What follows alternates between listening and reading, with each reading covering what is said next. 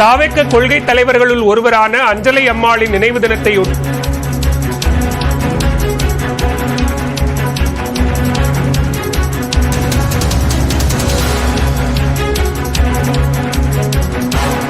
தற்போதைய அண்மை செய்தியை பார்த்துக் கொண்டிருக்கிறோம். இயக்குனர் சங்கரின் 10 கோடி ரூபாய் சொத்துக்கள் அமலாக்கத்துறையால் முடக்கப்பட்டிருக்கின்றன. அண்மை செய்தியாக பார்த்துக் கொண்டிருக்கிறோம்.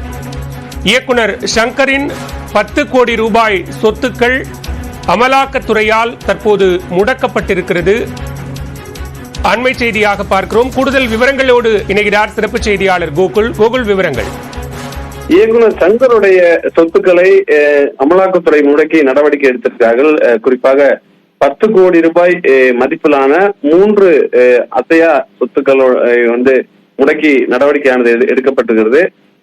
ஏற்கனவே சங்கர் மீது PMLA சட்டத்தின் கீழ் வழக்கு பதிவு செய்யப்பட்டு சட்டவிரோத பணப்பரிமாற்றம் தொடர்பாக விசாரணை மேற்கொண்டு வந்திருக்கக்கூடிய நிலையில இந்த விசாரணைக்கு பின்னர் 3 அசையா சொத்துக்கள் ஏறக்குறைய 10 கோடி ரூபாய் மதிப்பிலான சொத்துக்களை முடக்கி அமலாக்கத்துறை நடவடிக்கை எடுத்திருக்கிறது. தொடர்ந்து இந்த வழக்குடைய விசாரணை அமலாக்கத்துறை நடத்தி வரக்கூடிய நிலையில முதற்கட்டமாக சங்கருடைய சொத்துக்கள் தற்பொழுது முடக்கம் செய்யப்பட்டிருக்கு. விவரங்களுக்கு நன்றி கோகுல்.